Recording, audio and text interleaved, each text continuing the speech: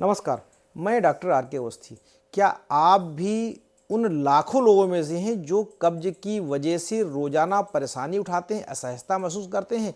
सुबह का समय तनावपूर्ण हो जाता है, पेट भारी रहता है और चेहरे पर लालिमा छा जाती है, लेकिन घबराएं नहीं। आज हम बात करेंगे कब्ज के प्राकृतिक, सुरक्षित और स्थायी इलाज की, यानी होम्योपैथी की। होम्योपैथी कब्ज को सिर्फ एक समस्या नहीं बल्कि आपके पूरे शरीर के सिस्टम में असंतुलन का संकेत मानती है। यहाँ जुलाब नहीं दिए जाते बल्कि आपके शरीर की खोई हुई प्राकृतिक मल त्याग की क्षमता को वापस लौटाया जाता है। यह इलाज लक्षण कोई नहीं बल्कि पूरे कारण पर काम करता है। कब्ज है क्या? कब्ज जब आपको मल रोज रोज ना आए, बहुत सख्त हो, जोर लगाने पर पूरी तरह से पेट साफ न हो, तो इसे कब्ज कहते हैं, कॉन्स्टिपेशन कहते हैं।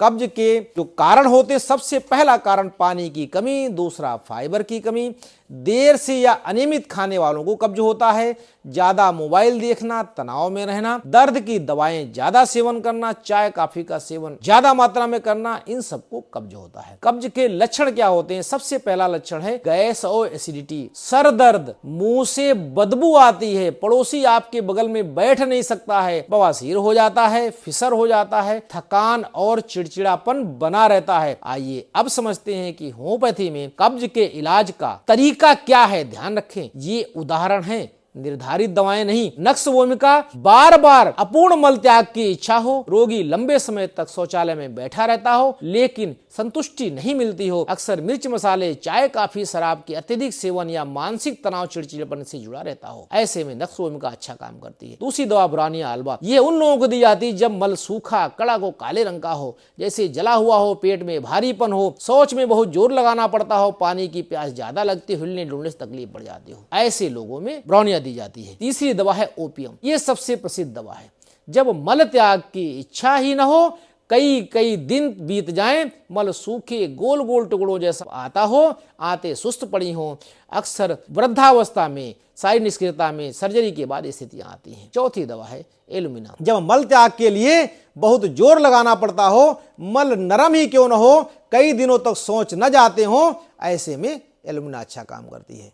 पांचवी दवा है सल्फर, सुबह उठते ही तुरंत जल्दबाजी में शौचालय जाना, गुदा में जलन, लालिमा और खुजली हो, व्यक्ति गर्मी बर्दाश्त नहीं कर पाता हो, पैर खास तौर पर गम रहते हो। लाइकोपोडियम छठी दवा है, शाम के समय कब्ज यदि ज्यादा है, पेट भारी है, फूलना है, खट्टी डकार है। सातवीं दवा है साइलिसिया, प्रमुख लक्षणों में आता है मल त्याग में कठिनाई के बावजूद मल वापस अंदर चला जाता हो, मल में कमजोरी हो, ठंड लगने वाले, पसीना आने वाले लोगों के लिए खास तौर पे ये काम करती है। आठवीं दवा प्लम्बम मेट, ये बहुत कठोर गांठदार मल वाले छोटे छोटे टुकड़ों में निकलता हो, तेज ऐंठन और सिकुड़न हो, गंभीर और पुराने मामलों में दी जाती है। फाइबर बहुत जरूरी है हमारी कब्ज को ठीक करने के लिए। हरी पत्तेदार सब्जियां खाएं, मोटा अनाज खाएं, इसबगोल की भूसी लें, फाइबर का सेवन करें, दिन में कम से कम 3 से 4 लीटर पानी पिएं, नियमित रूप से टहलें, योग करें, प्राणायाम करें, एक निश्चित समय पर शौचालय जाने की आदत डालें, भले ही मल त्याग की इच्छा न हो।